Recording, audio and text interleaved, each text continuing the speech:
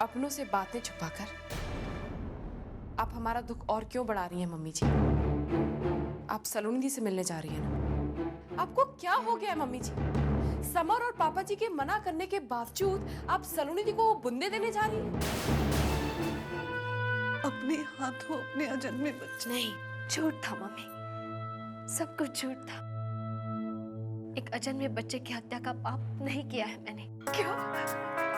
तुम क्या कह रही सलोनी? हाँ मम्मी, आप नानी बनेंगी। सलोनी, अब तो हमारी जेब खाली हो गई, अब तो लगाने को कुछ भी नहीं। काका साहब, हमारे यहाँ तो महाभारत के समय से बीवियों को दांव पर लगाने की प्रथा है, आप भी लगा लीजिए। बोलो, क्यों नहीं खा रही हो कुछ? अगर इस तरह इनका हाल रहा तो उनका इलाज बहुत मुश्किल हो जाएगा। कावेरी, यहाँ बैठे बैठे तो ये ड्रामा समझ में आने वाला नहीं। इसके लिए तो वहीं जाना पड़ेगा जहाँ ये हंगामा हो रहा है, सलोनी के घर।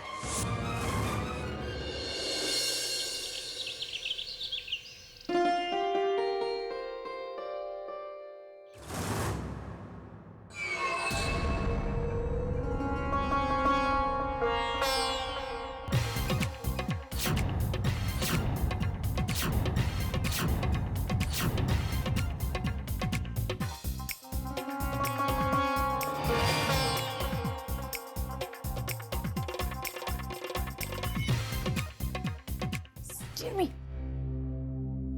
क्या हरकत है? क्या? कैसे गवारों की तरह घर में टहल रही हो? कितनी बार हमने तुम्हें कहा कि सलोनी सलीके वाली लड़की थी और तुम इस तरह, किसी ने घर में देख लिया तो मुसीबत आ जाएगी। कैसे रहती थी ये सलोनी? इंसानों की तरह नहीं, गुड़ियों की तरह रहती थी। खुद तो चली गई, लेकिन हमारे सामने मुसीबत खड़ी करके चली गई। हारे को नहीं आता ऐसे रहना। नहीं आता तो सीखो, वरना। जिमी, समझा करो बातों को। जरा सी लापरवाही से हम दोनों के लिए मुसीबत खड़ी हो जाएगी ना। देखो, हम तुम्हें सिखाते हैं साड़ी कैसे पहननी चाहिए, समझ जाएंगे ना कि माजरा क्या है।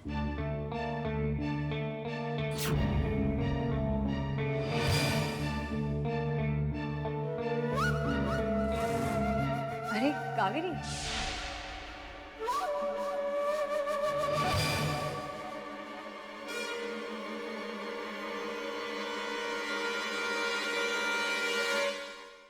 मैं बता नहीं सकती मैं कितनी खुश हूँ आप दोनों को एक साथ देखकर। अरे वो दरअसल सलोनी की आंख में कुछ गिर गया था, वही ठीक कर रहे थे। यू फाइन ना? हाँ। अरे भूल ही गए, आपके काका साहब को हमें हॉस्पिटल लेके जाना था। जरा देखे वो तैयार हुए हैं कि नहीं। Excuse me.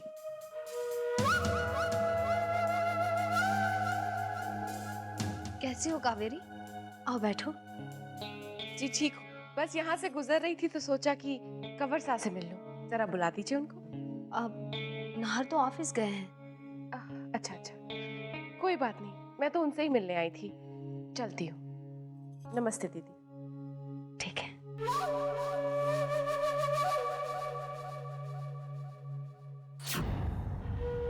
कुछ तो चल रहा है इन दोनों के बीच, वरना इनका साथ होना इम्पॉसिबल है।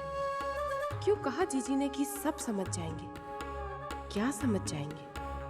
कुछ तो गड़बड़ है।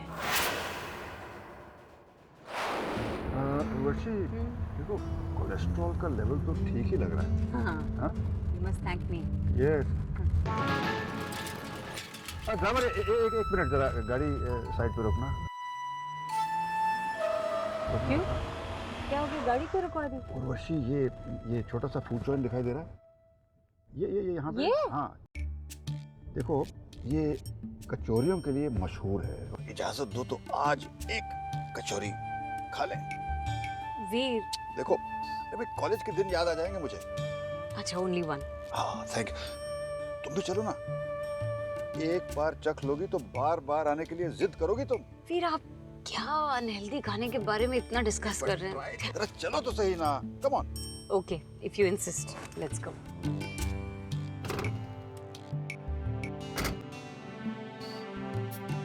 भाई, एक्सक्यूज मी, छोटी सी जगह है लेकिन कमाल की जगह है। अच्छा। एक प्लेट देना कचौरी।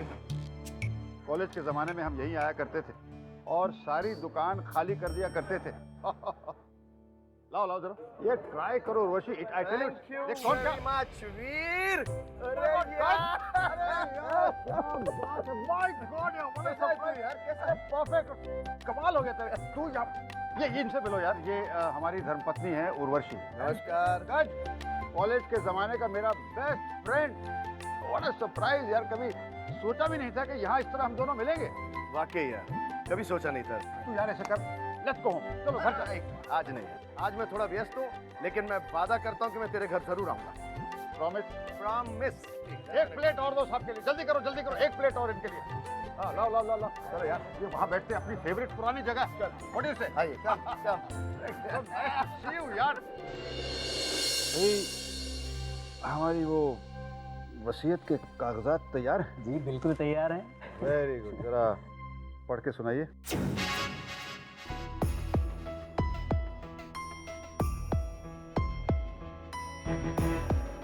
मैं वीर सिंह अपने पूरे होशो हवास में बिना किसी दबाव के अपनी ये वसीयत तैयार कर रहा हूँ। मैं अपनी चल अचल पूरी जायदाद अपने भतीजे नाहर सिंह और उसकी पत्नी सलोनी के होने वाले बच्चे के नाम करता हूँ।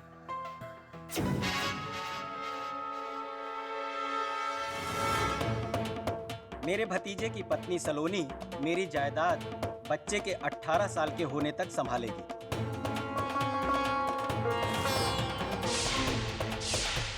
और बच्चे के 18 साल के होते ही ये जायदाद बच्चे के हवाले कर देगी।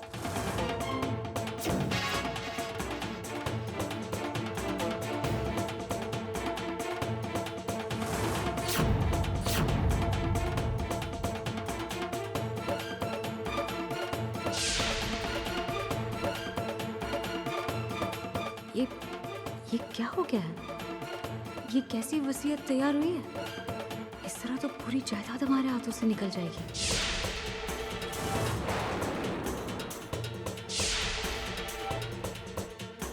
ओह गॉड, ये तो हमारी सोच से बिल्कुल उल्टा हो गया।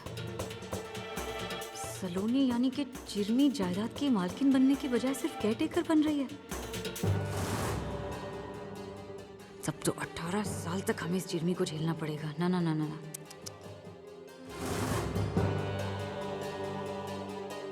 हमें जो कुछ करना अभी करना होगा। What should I do? अब मुझे बताइए कि ये सिग्नेचर कहाँ करने हैं?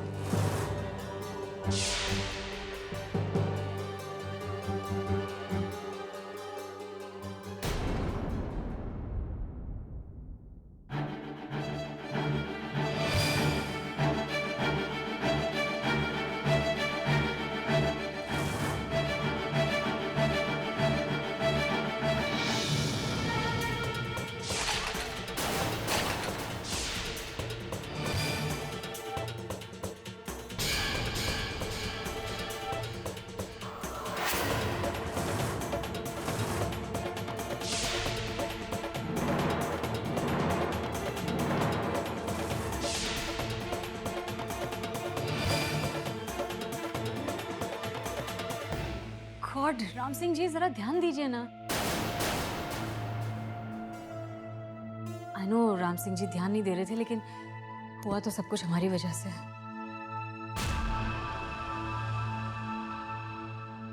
हमें माफ कर दीजिए हुकुम। राम सिंह, माफी मांगने की कोई जरूरत नहीं। और उर्वशी, तुम भी गिल्टी मत फील करो, इट्स ए ह्यूमन एरर।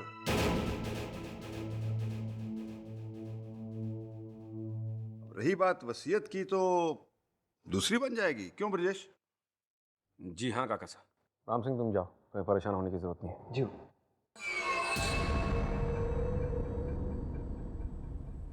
शैतान के नाने भी आपको एक बार देख लेना जीजी, तो अपनी शैतानी भूल जाए।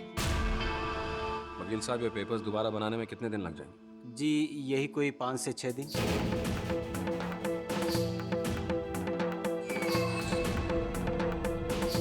वकील साहब, take your time. Ji.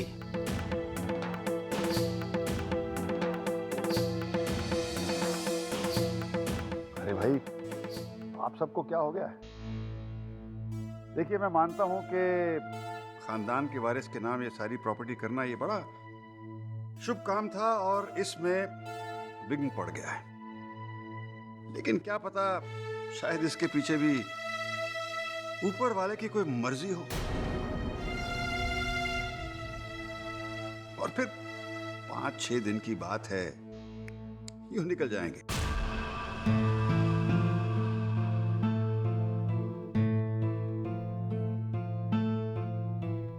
Okay sir. Take your time. या डोंट माइंड वीर, ये कोई ऊपर वाले की मर्जी नहीं है, ये तो आपकी धर्म पत्नी हमारी मर्जी थी। और हमने अपनी मर्जी में वो सब चीजें शामिल कर रखी हैं जिससे हमारा और सिर्फ हमारा भला हो।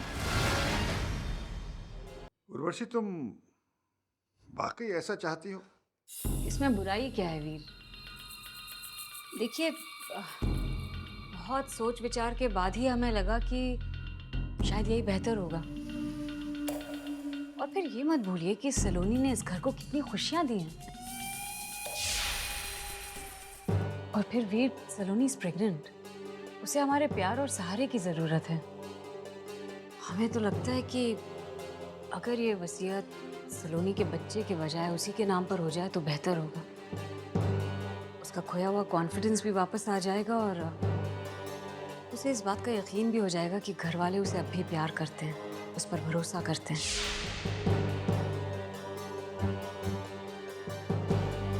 वैसे सोचने लायक बात है। प्रॉपर्टी बच्चे के नाम हो या सलोनी के, बात तो एक ही है। और फिर सलोनी का खोया हुआ कॉन्फिडेंस वापस लाने के लिए इससे बेहतर कौन सा मौका हो सकता है? यस, बहुत दूर का सोचती हैं आप। Thank you.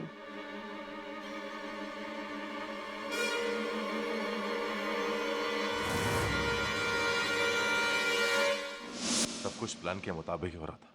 काका साहब पेपर्स पर साइन करने ही वाले थे कि अचानक ये सब। ब्रजेश, मैं अभी भी काका सा के रूम के यहाँ से गुजर रही थी तो जीजी काका सा को ये सलाह दे रही थी कि जायदाद सलोनी के बच्चे के नाम के बजाय सलोनी के नाम कर दी जाए। और काका सा मान गए ये बात। लेकिन उर्वशी ऐसा क्यों चाहती है?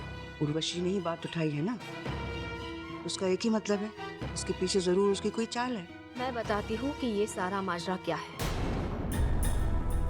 अब सारी बातें समझ में आ रही हैं। सबसे पहले तो आप सब ये जान ले कि उन कागजात पर राम सिंह के हाथों चाय गिरना कोई संयोग नहीं था। वो चाय जीजी ने राम सिंह के हाथों जानबूझकर गिराए थे।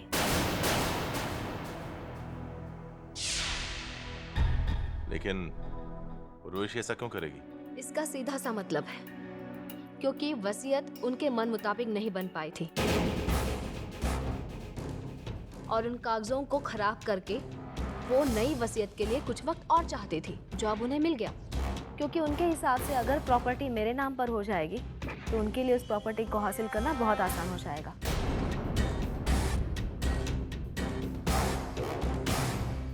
इन दैट केस हमें बहुत चौकन्ना रहना होगा, क्योंकि अगर ऐसा हो गया तो जीजी अपने मकसद में कामयाब हो जाएगी। भाई साहब, हमें जल्दी कुछ करना होगा वरना हम अपना सब कुछ खो बैठेंगे। ऐसा कभी नहीं हो सकता नाहर। एक रास्ता है हमारे पास जिस पर चलकर हम उर्वशी के सारे इरादों को नाकाम कर सकते हैं।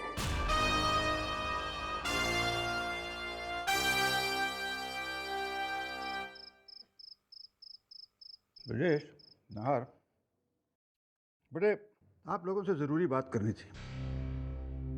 बहुत सोच विचार के बाद हम इस नतीजे पे पहुंचे हैं कि ये सारी प्रॉपर्टी सलोनी के बच्चे के नाम करने के बजाय सलोनी के नाम कर देनी चाहिए।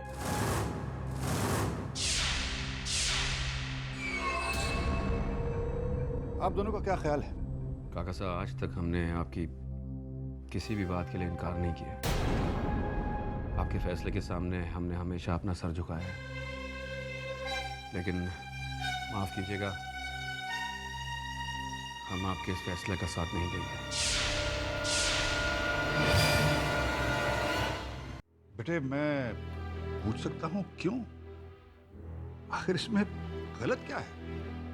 अब प्रॉपर्टी बच्चे के नाम हो या सलोनी के, बेटे बात तो एक ही है।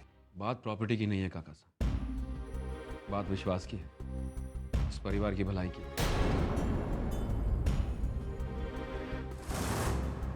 गुजरे दिनों में सलोनी ने इस परिवार के साथ जो कुछ भी किया है, हम सब उसे भुला नहीं पाए।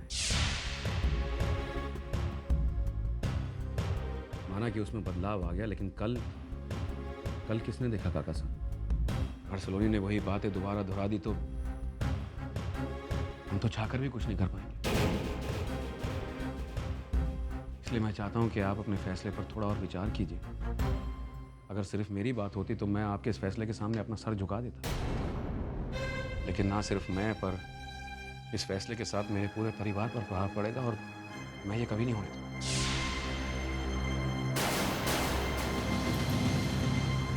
नाहर,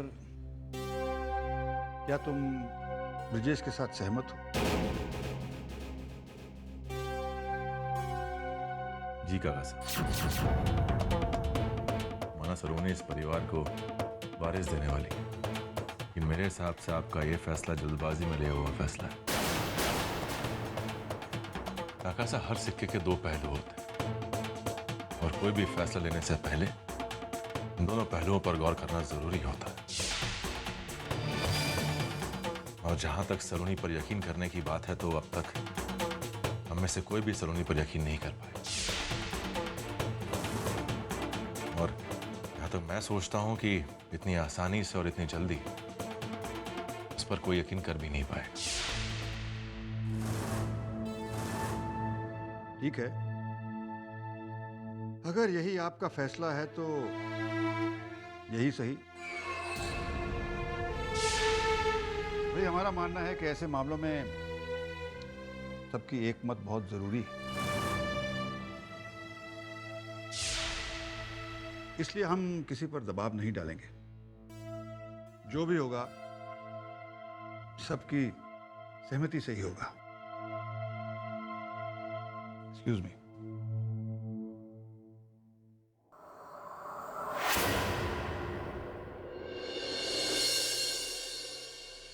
आज तो हमने काका साहब को मना लिया, लेकिन जिस तरह से हमने उनके फैसले को अस्वीकार किया है, उर्वशी को जरूर खटका होगा।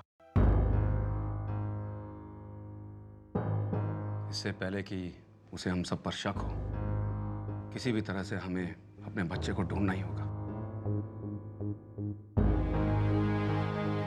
तुम ठीक कहते हो ब्रजेश, लेकिन हम बच्चे को ढूंढेंगे कहाँ? हम कुछ नहीं जानते उसके बारे में। जाने उर्वशी ने उसे कहाँ छिपा रखा है।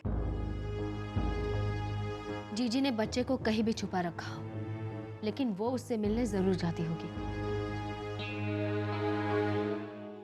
क्या आप में से किसी को भी कभी उसकी किसी बात पर शक नहीं हुआ? किसी ने उसका पीछा नहीं किया? शक हुआ था सलोनी, और इसीलिए नाहर भी उसका पीछा करते करते अनाथ आश्रम गए थे। लेकिन वहां जाकर पता लगा कि जो बच्चा था वहां पे, वो हमारा नहीं, वार्डन का बच्चा था। हमें फिर भी शक हुआ कि हमारा बच्चा वहीं अनाथ आश्रम में ही होगा। इसीलिए हमने उसे ढूंढ निकालने के लिए अनाथ आश्रम के सारे बच्चों का डीएनए टेस्ट करवाया, लेकिन कुछ हासिल नहीं हुआ। बाद में पता चला कि ये उर्वशी का रचा हुआ खेल था, हमें परेशान करने के लिए। और उसके बाद उर्वशी ने कभी कोई ऐसी हरकत की ही नहीं जिससे कि हम में से किसी को उस पर शक हो। लेकिन वो कहीं भी कभी अकेली नहीं गई। 2 बार गई थी। एक बार तो हमने बताया था ना, वो अनाथ आश्रम का किस्सा, और दूसरी बार भी गई थी, लेकिन उस वक्त तुम्हारे यहाँ आने का इंतजाम करने के लिए। बस उसके अलावा वो कहीं जाती भी नहीं, और ना ही उन्होंने शक करने का मौका दिया।